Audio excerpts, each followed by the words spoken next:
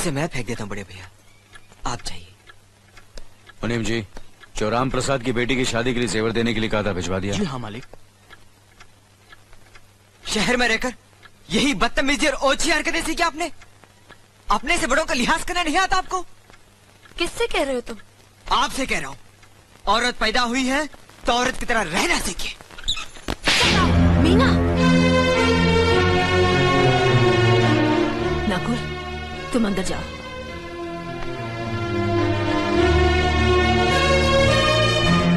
पागल हो गई हो तुम?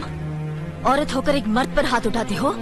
इतनी ऊंची घराने की बहू होकर ऐसी नीच हरकत, शर्म नहीं आई तुम्हें? कौन सा ऊंचा घराना? ये जहाँ सिर्फ एक आदमी राजा है और बाकी सब उसके गुलाम। मीना, चिल्लाइए मत। आप मेरी सास नहीं है। जिस तरह आप इस घर की बहू है वैसे मैं भी हूँ।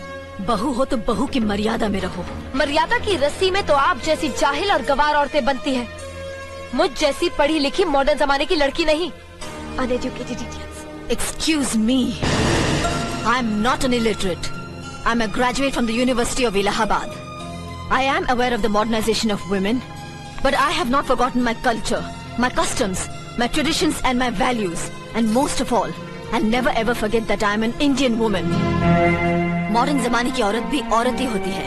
उसे भी मर्द ही ब्याह कर ले जाता है, मर्द को ब्याह कर वो नहीं ले जाती। जमाने ख्याल और लिबास बदल देते हैं, औरत की शरीर की बनावट नहीं। लोग तुम्हारे ख्याल की लड़कियों को लज्जत का सामान भले ही समझते हो, इज्जत के काबिल कोई नहीं समझता। इज्जत आज भी उन्हीं औरतों की होती है जिनकी आंखों में हया हो, लाज हो, शर्म हो। हम नहीं कहते कि तुम बंदिशों में रहो, लेकिन अपने दायरे की सीमा को मत भूलो। लड़की जब अपने माँ बाप के घर होती है तब उसके कांधों पर अपने ही घर की इज्जत का बोझ होता है, लेकिन जब वो बहू बनकर ससुराल जाती है तब उसके कांधों पर एक नहीं 2 परिवारों की इज्जत का बोझ होता है। आज जिस तरह तुमने नकुल को तमाचा मारा है, अगर उसी तरह उसका भी हाथ उठ जाता तो तुम्हारी क्या इज्जत रह जाती? कभी सोचा तुमने? क्या बात है मीना?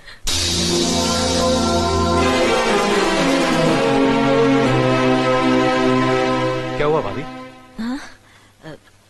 कुछ नहीं। मीना कह रही थी कि उसे खाना बनाना नहीं आता। हमने सोचा कि 2-4 खरी खोटी सुनाने से ही सीखेगी, तो सुना दिया। बस रोने लगी। क्यों अर्जुन, हमें तुम्हारी बीवी को डांटने का भी हक नहीं? क्यों नहीं, आप हमारी भाभी माँ हैं। आप मार सकती हैं, डांट सकती हैं, कुछ भी कर सकती हैं।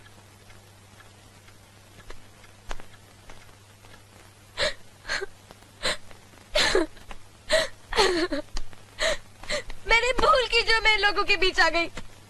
मेरी तो इस घर में कोई इज्जत ही नहीं है। जब देखो तो सब मेरी इंसल्ट करते रहते हैं।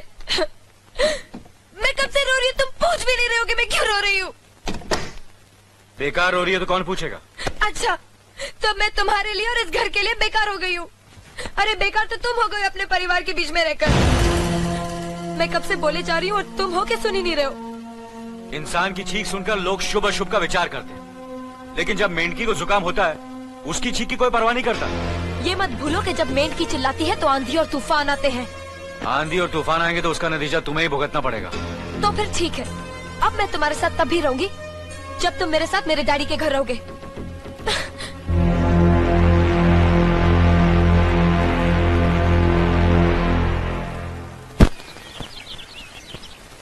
हमारी मीना बहुत प्यारी बच्ची है, लेकिन उसमें अभी भी बचपना है।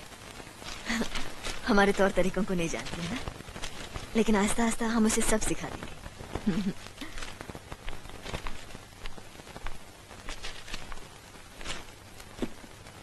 बड़े भैया, ये अपने घर जाना चाहती है। जाना भी चाहिए। 4-5 महीने हो गए, मायके की याद भी आती होगी इसे। और अर्जुन, तुम्हारे ससुर जी तुम्हें कई बार बुला चुके हैं। तुम भी कुछ दिनों के लिए हो आओ, तुम्हारा मन भी बहल जाएगा। अगर ये वापस लौटने के लिए जा रही होती तो मैं जरूर जाता, मगर ये तो हमेशा के लिए इस घर से जा रही है। कैसी बातें कर रहे हो? अगर तुम दोनों के ख्यालात एक दूसरे से नहीं मिलते तो इस मामले को घर की 4 दीवारी में बैठकर आपस में सुलझा लेना चाहिए। बहू शहर की पढ़ी लिखी लड़की है, उसे गांव के रीति रिवाज के बारे में क्या मालूम?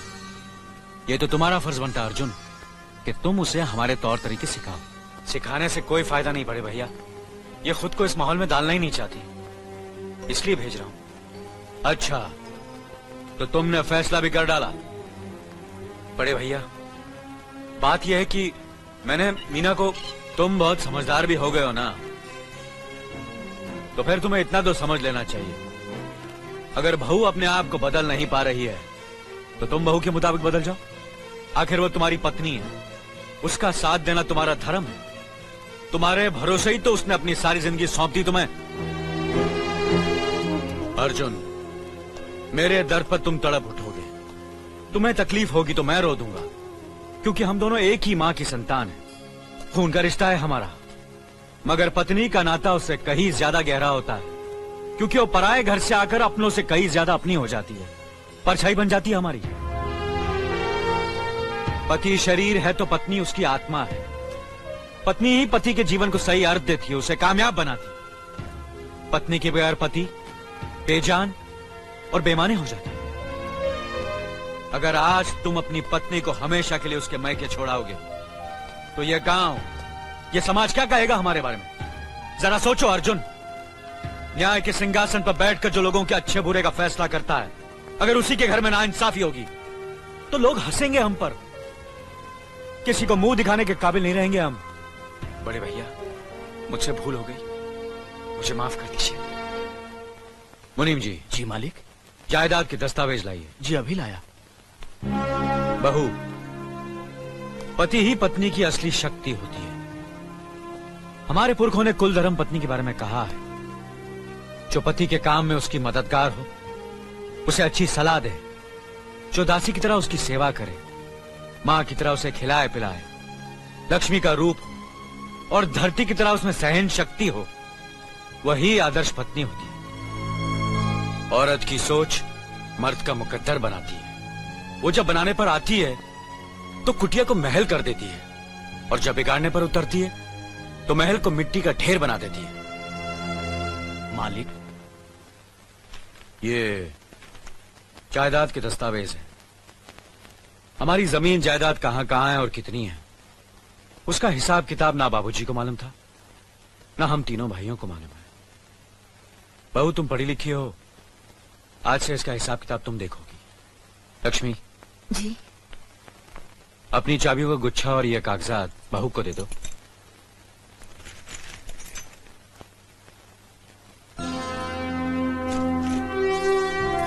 आज से तुम इस घर की मालकिन हो। तुम जहां कहोगी, जिस कागज पर कहोगी, हम तीनों भाई चुपचाप आंख बंद करके दस्तखत कर देंगे। जैसा कहोगी वैसा ही करेंगे। बस एक ही विनती है बहू, हम तीनों भाइयों को अलग करने का ख्याल अपने मन में कभी आने मत देना।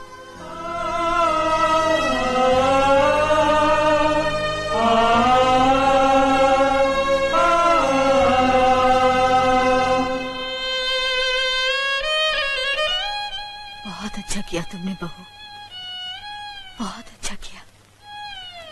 इनकी आंखों में आंसू देखने की हमने सपने में भी उम्मीद नहीं की थी, लेकिन तुमने हमें दिखा दिया। बहुत अच्छा किया तुमने, बहुत अच्छा किया।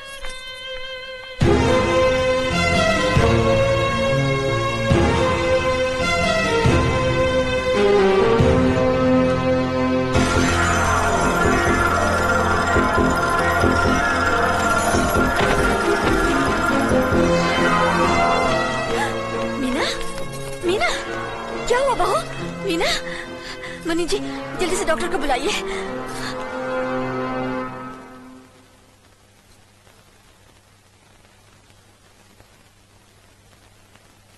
घबराने की कोई बात नहीं, ये माँ बनने वाली है।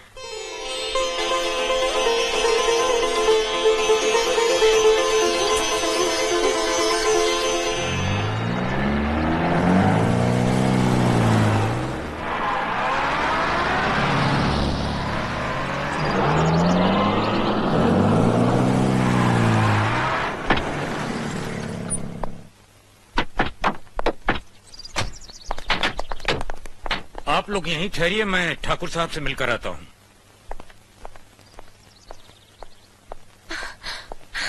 डैडी, डैडी, कैसी हो बेटी? What a pleasant surprise. आने की खबर भी नहीं की।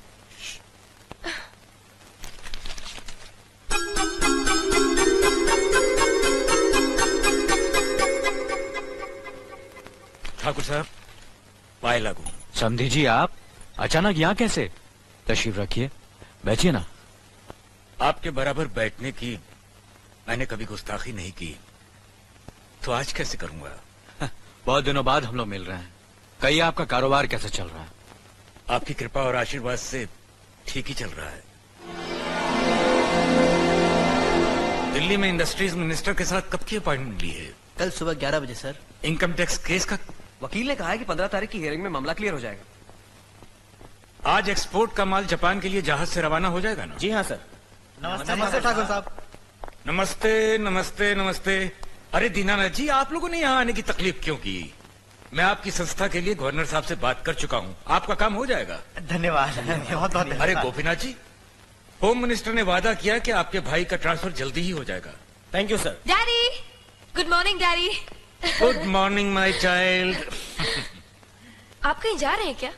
हाँ बेटी, एक जरूरी काम से दिल्ली जा रहा हूँ। अपना ख्याल रखना। ओके। Okay, bye. पास में ही फैक्ट्री के लिए जमीन देखने आया था, सोचा आपके दर्शन करता चलूं। अब इजाजत दीजिए। इतनी जल्दी कैसे जा सकते हैं आप? भोजन तो करते चाहिए। माफ कीजिए, आप तो जानते ही हैं, बाप बेटी के घर का खाना तो क्या, पानी भी नहीं पी सकता। शहर में रहकर भी अभी भी आप इन बातों को मानते हैं? शहर में रहूं या गांव में, मैं अपनी परंपरा और संस्कार कैसे भूल सकता हूं? आखिर मैंने इसी मिट्टी में जन्म लिया है। अच्छा, चलता हूं। अजी, कम से कम बेटी से मिलकर उसकी कुशलता तो पूछ लीजिए। ये क्या कह रहे हैं आप? मैं इतना ऊंचा नहीं हूं कि अपनी बेटी की कुशलता पूछकर आपका अपमान करूं। ठाकुर साहब, ये तो मेरी बेटी का सौभाग्य है कि वो इस मंदिर जैसे पवित्र घर में बहू बनकर आई, और फिर आपकी छत्र छाया में तो वो कुशल हो गई। राम राम। राम राम। बेटे, जिस तरह तुम मैके में चहकाती रही हो ना, वैसे ही अपनी ससुराल को भी महकाती रहना। जी।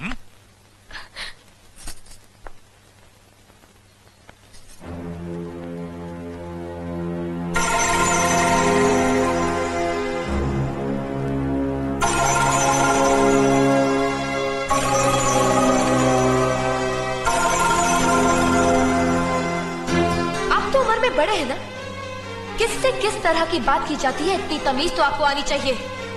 Minded, minded, minded, minded, minded. बड़े भाई, मुझे माफ कर दीजिए। क्या हुआ? मुझे माफ कर दीजिए। ये क्या कर रही हो? अपने पापों का प्रायश्चित कर रही हूँ। मैंने आप जैसे देवता का अपमान किया है, आपका दिल दुखा है, मुझे माफ कर दीजिए बड़े भैया, मुझे माफ कर दीजिए, मुझे माफ कर दीजिए।